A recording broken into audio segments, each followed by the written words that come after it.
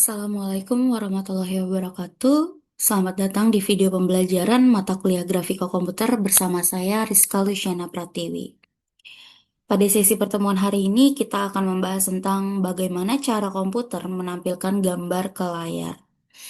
Kalau kalian lagi main game, nonton film, atau bahkan scroll-scroll di Instagram, kira-kira apa sih yang membuat gambar dan warna bisa muncul di layar kalian? Jawabannya ada pada teknologi display. Ternyata ada dua cara utama, yaitu vector display dan juga raster display.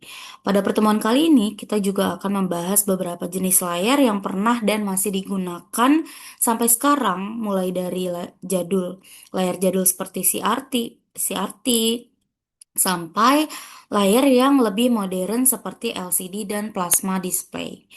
Oke, kalau kalian harus memilih, kalian lebih suka layar besar tapi berat seperti CRT atau layar tipis dan ringan seperti LCD? Yuk, coba pikirkan jawabannya sambil kita masuk ke materi berikutnya. Jangan lupa untuk tulis di komentar apa jawaban kalian. Ketika kalian melihat layar komputer atau HP kalian, gambar yang muncul itu sebenarnya ditampilkan dengan cara tertentu. Ada dua cara utama untuk menampilkan gambar di layar tersebut. Pertama dengan vector display. Vector display ini merupakan gambar yang ditampilkan sebagai kumpulan garis atau segmen atau kumpulan vektor. Misalnya, seperti kalian menggambar di papan tulis dengan kapur, kalian akan menggambar garis demi garis sampai membentuk sebuah gambar. Jadi, itu adalah gambaran dari cara vector display. Yang kedua, raster display. Raster display merupakan gambar yang ditampilkan sebagai kumpulan titik-titik kecil yang disebut dengan pixel. Misalnya, kalau kalian zoom foto di HP sampai pecah, kalian akan melihat titik-titik kecil itu. Nah, untuk mata kuliah grafika komputer ini, kita tidak membahas vector display, tapi kita akan fokus pada raster display. Kenapa? Karena hampir semua teknologi layar modern, mulai dari laptop, smartphone, sampai TV, itu menggunakan sistem raster. Kayak tadi kita udah mengetahui bahwa gambar pada raster display itu ditampilkan menggunakan pixel, kumpulan titik kecil. Sekarang kita lihat beberapa teknologi yang memanfaatkan raster display. Yang pertama adalah CRT atau singkatan dari cathode ray tube atau tabung sinar katoda. CRT ini berupa tabung vakum yang berisi sumber elektron. Elektron tersebut ditembakkan, dipercepat, lalu diarahkan ke layar yang dilapisi oleh fosfor, sehingga menghasilkan cahaya yang membentuk gambar. Mungkin kalian pernah melihat bentuknya di TV tabung atau monitor di komputer lama, ya. Selain itu, CRT juga digunakan di osiloskop untuk melihat gelombang listrik. Kedua, ada plasma display. Nah, layar yang satu ini bekerja dengan cara yang berbeda, jadi setiap pikselnya itu berisi garis kecil yang disebut dengan plasma. Nah, nanti saat diberi arus listrik, plasma ini akan menyala, mirip sama lampu neon kecil, ya. Kemudian lalu membentuk gambar. Plasma ini sempat populer untuk TV layar besar karena warnanya yang tajam, ya, dan juga karena kontrasnya yang bagus. Jadi, baik CRT maupun plasma, ini dua-duanya sama-sama menggunakan prinsip raster display. Hanya saja teknologinya berbeda dalam menghasilkan cahaya dan juga gambar. Tapi seperti yang kita tahu, teknologi itu terus berkembang ya. Plasma display ini lebih tipis dibandingkan CRT dan juga lebih terang daripada LCD. Tadi kita udah bahas sedikit pada slide sebelumnya bahwa setiap pixel pada plasma itu berisi garis kecil yang bisa menyala seperti lampu neon ketika dialiri listrik. Hasilnya, tampilan gambarnya akan lebih cerah dan warnanya lebih hidup. Selanjutnya, kita masuk ke LCD atau Liquid Crystal Display. LCD menggunakan liquid kristal atau kristal cair sebagai media refleksi cahaya. Teknologi ini banyak dipakai di berbagai perangkat seperti monitor komputer, TV, atau bahkan kalkulator. Pada monitor LCD berwarna terdapat puluhan ribu piksel. Nah, piksel inilah satuan terkecil dari gambar. Jadi, ribuan piksel yang diatur oleh kontrol di dalam monitor itu akan menyala atau mati untuk membentuk sebuah gambar. Prinsip kerjanya sederhana. Nanti LCD akan menyalakan atau mematikan titik-titik kecil di layar. Dari titik-titik itulah nanti terbentuk gambar utuh yang bisa kita nikmati setiap hari. Itu. Oke, sekarang kita bahas lebih detail tentang CRT atau cathode ray tube, teknologi layar yang paling banyak digunakan sebelum LCD dan LED populer ya. Jadi si RT di sini bekerja dengan prinsip scanning, yaitu menyapu layar menggunakan berkas elektron. Ya, ada dua jenis scanning di sini, ada horizontal scanning yang menyapu layar dari kiri ke kanan, dan ada vertical scanning yang mengulang sapuan dari atas ke bawah. Ya. Berkas elektron ini nanti ditembakkan dari elektron gun. Elektron gun ini memancarkan cahaya lurus. Tapi di sini yang ditembakkan itu bukan cahaya ya, melainkan elektron. Kemudian diarahkan ke deflection yoke. Ya, deflection yoke ini yang mengatur arah tembakan elektron. Lalu mengenai layar kaca yang dilapisi oleh fosfor. Jadi fosfor sendiri ini lapisan yang menyala ketika terkena elektron. Dan saat fosfornya terkena elektron, nanti muncullah cahaya yang membentuk gambar.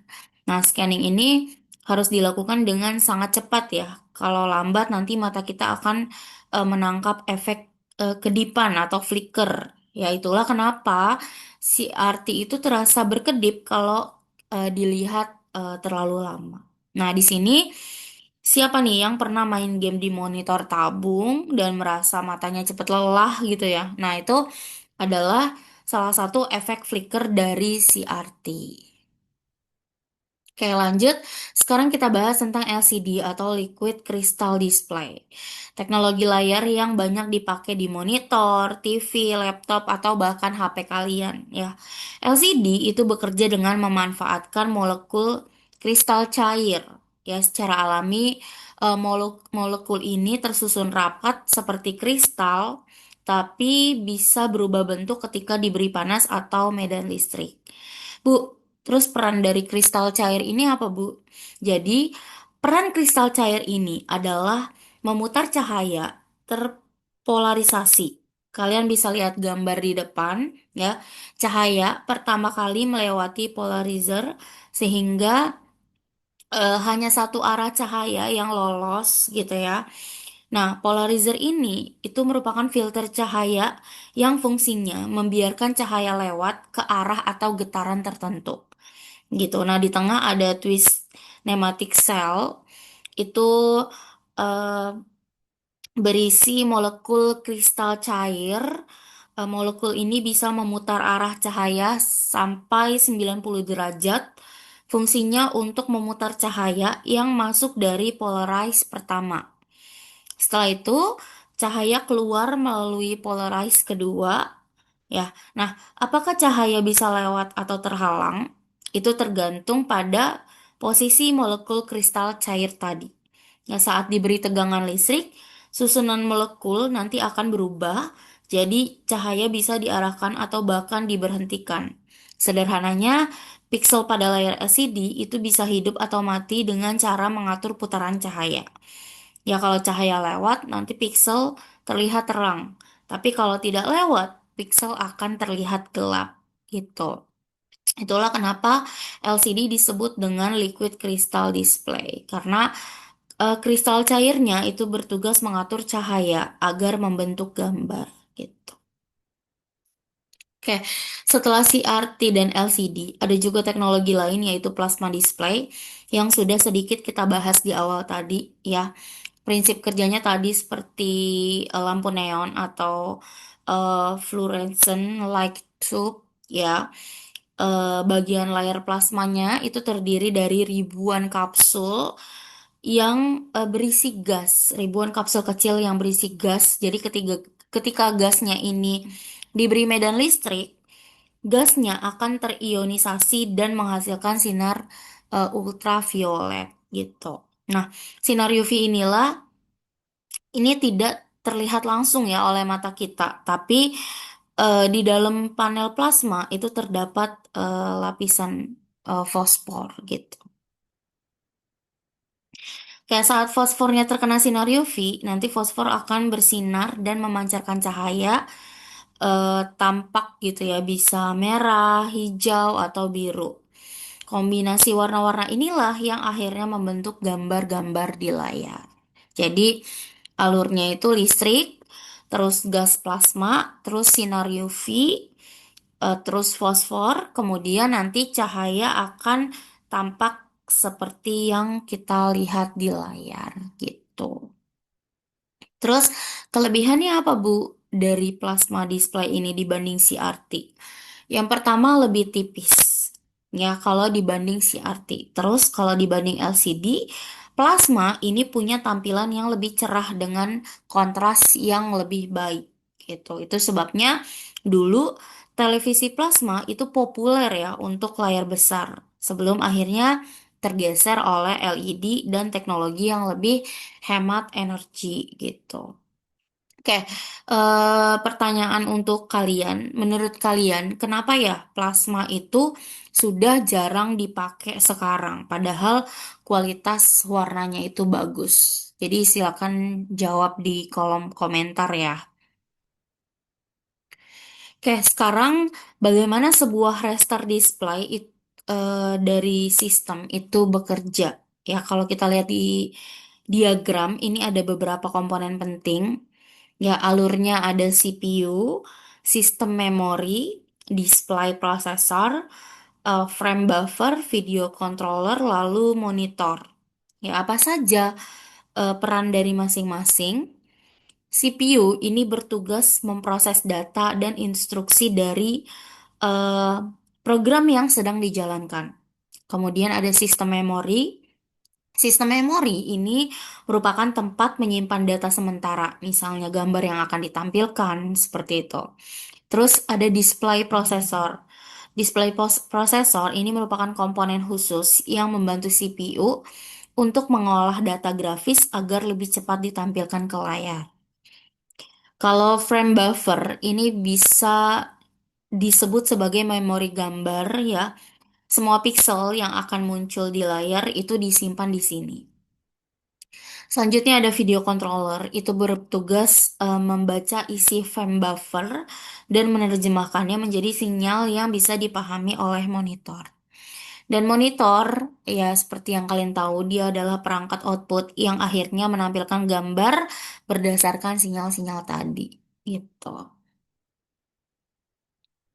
Oke, jadi dalam raster display system, setiap pixel di layar itu disimpan ke dalam sebuah memori memori khusus yang disebut dengan frame buffer.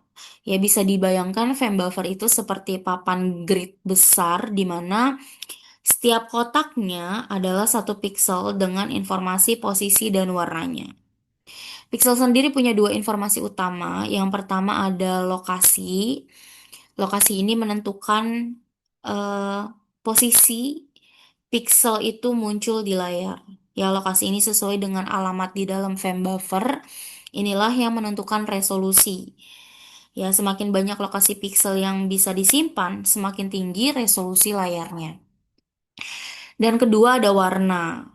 Warnanya ditentukan oleh beberapa banyak bit memori yang dialokasikan untuk pixel tersebut. Ya, kalau hanya satu bit, berarti cuma bisa menampilkan dua warna. Ya, misalnya hitam dan putih aja. Gitu. Terus kalau 4 bit itu bisa menampilkan hingga 16 warna. Kalau 8 bit atau satu byte itu bisa menampilkan 256 warna. Jadi, semakin besar kapasitas memori frame buffernya, semakin banyak pixel yang bisa ditampilkan dan semakin kaya warna yang bisa direpresentasikan. Oke, supaya lebih jelas, kita lihat contoh nyata perbandingan resolusi layar dan kebutuhan memorinya. Ya, ini ada resolusi dari 640 kali 480 atau VGA ya. Terus ada 1920 kali 1080 atau Full HD dan 3840 dikali 2160 atau 4K ya. Kita biasa disebutnya dengan 4K. Oke, resolusi 640 kali 480 atau VGA ini artinya ada sekitar 307.000 piksel di layar. Ya, kalau tiap pixel hanya 1 byte, berarti 8 byte itu ada 256 warna. Maka butuh memori sekitar 300 KB aja gitu. Sekarang kita lihat resolusi 1920 kali 1080 atau Full HD. Jumlah pixelnya sekitar 2 juta pixel. Ya, dengan 1 byte per pixel butuh sekitar 2 MB ya. Oke, kalau tiap pixel bisa menampilkan jutaan warna, misalnya 24 bit sama dengan 3 byte, maka butuh sekitar 6 MB hanya untuk satu frame gambar saja. Dan terakhir, untuk resolusi 3840 dikali 2160 atau kita sebutnya dengan 4K UHD, ini pixelnya sekitar 8 juta pixel ya. Kalau pakai 24 bit warna, kita butuh sekitar 24 MB untuk satu gambar penuh. Ya, nah, jadi kalau layar smartphone atau monitor modern gitu ya, yang bisa menampilkan 60 frame per detiknya, berarti frame buffer itu harus membaca dan menulis puluhan MB per detik supaya gambarnya ini terlihat mulus. Nah, inilah alasan kenapa semakin tinggi resolusi, eh, dan semakin kaya warna, maka kapasitas memori dan kecepatan dari sistem grafis itu juga harus lebih besar. Ya, dan pertanyaan terakhir dari saya untuk kalian, kenapa sih layar dengan resolusi rendah itu terlihat pecah saat diperbesar? Nah, silakan tulis jawabannya di kolom komentar, sertakan juga NIM dan nama kalian. Oke, kita sudah sampai di akhir pembahasan tentang teknologi display. Hari ini kita belajar bahwa ada dua cara untuk menampilkan gambar, yaitu vector display dan raster display. Kita juga udah mengenal beberapa teknologi penting, yaitu CRT, plasma display, dan juga LCD. Intinya, semua teknologi ini berawal dari hal kecil bernama pixel, dan dari titik kecil itulah terbentuk gambar yang kita lihat setiap hari, mulai dari teks, video, sampai foto atau video gitu ya. Jadi setiap kalian menatap layar HP kalian atau laptop kalian, jadi ingat bahwa di baliknya itu ada proses panjang yang melibatkan sains dan juga teknologi. Oke, jadi sampai sini dulu pembelajaran kita kali ini. Terima kasih sudah menyimak sampai akhir. Semoga bermanfaat. Sampai bertemu lagi di sesi video pembelajaran berikutnya. Wassalamualaikum warahmatullahi wabarakatuh.